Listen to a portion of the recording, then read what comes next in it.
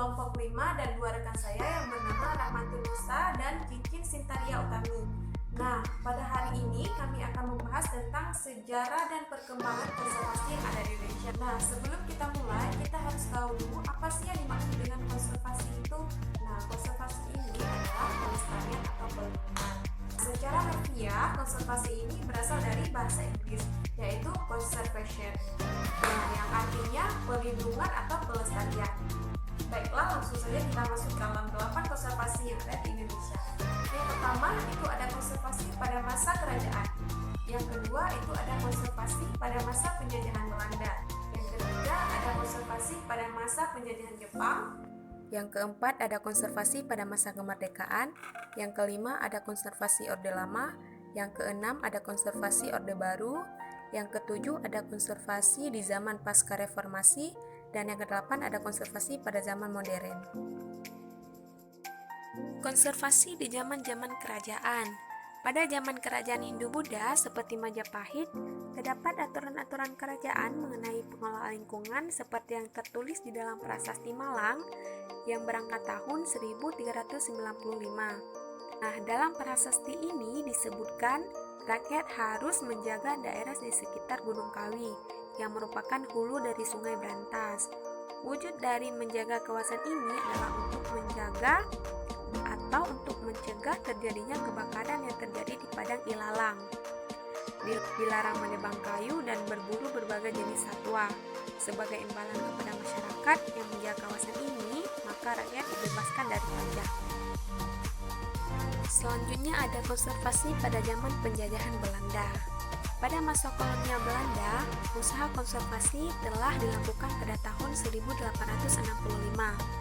melalui undang-undang yang disebut Bosjordonanti for Java and Madura, seperti usaha konservasi untuk tanaman jati, di mana tanaman ini merupakan tanaman yang penting dalam mendukung perindustrian dan perdagangan pemerintah kolonial Belanda.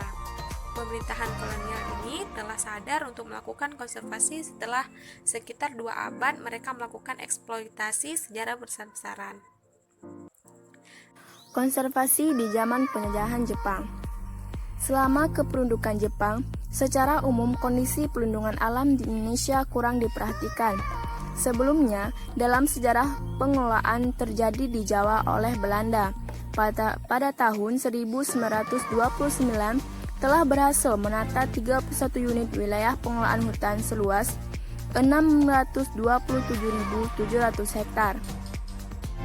Namun pada saat kependudukan Jepang telah terjadi eksploitasi besar-besaran dan merugikan.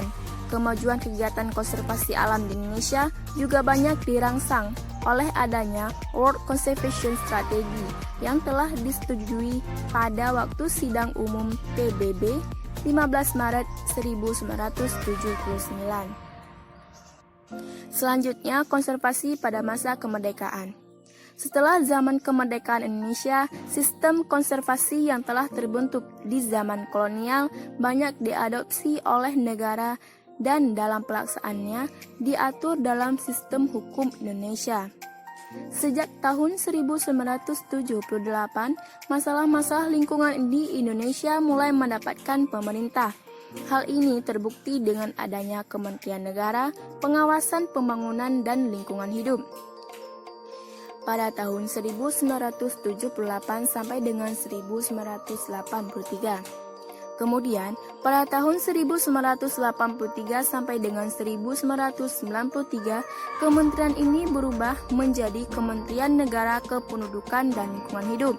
Tahun 1993 sampai dengan 2005, kementerian ini berubah lagi menjadi Kementerian Negara Lingkungan Hidup dan mulai dengan 2005 hingga saat ini menjadi Kementerian Lingkungan Hidup. Konservasi Orde Lama. Pada awal kemerdekaan, ordonasi ini dinyatakan berlaku oleh Kementerian Pertanian.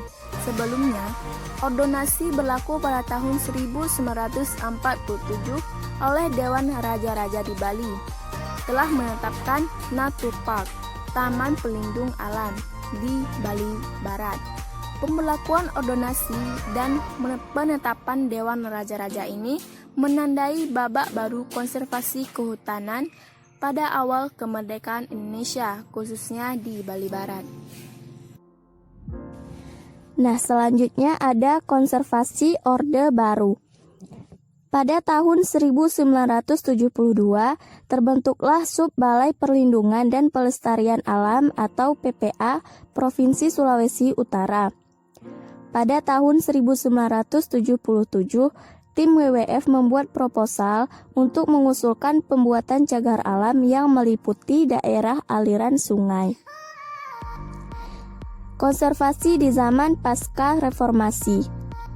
Pembangunan sektor kehutanan sejatinya sudah dimulai semenjak era kolonialisme Belanda. Namun, periode pembangunan sektor kehutanan yang paling menunjukkan keterlibatan pemerintah yakni di era Presiden Soeharto. Kebijakan Soeharto dalam pembangunan sektor kehutanan dimulai semenjak dirinya menjadi presiden. Dalam faktanya, kebijakan pembangunan sektor kehutanan yang dilakukan hanya menguntungkan pemodal asing dan sekelompok orang saja. Kemudian, konservasi pada zaman modern atau milenial. Konsep konservasi sudah diperkenalkan sejak dulu, meskipun konservasi tersebut masih bersifat konservatif dan eksklusif. Konsep kuno konservasi yang merupakan cikal bakal konsep modern konservasi, seperti upaya memelihara dan memanfaatkan sumber daya alam secara bijaksana. Seperti yang kita tahu, ada sekitar 100.000 orang hutan yang terbunuh, sebanyak 17 orang hutan yang terbunuh setiap harinya akibat diburu. Nah, cara yang dilakukan saat ini adalah dengan melakukan konservasi flora dan fauna. Sekian penjelasan dari kami. Apabila ada yang kurang paham, bisa langsung ditanyakan di kolom komentar di bawah. Terima kasih. Assalamualaikum.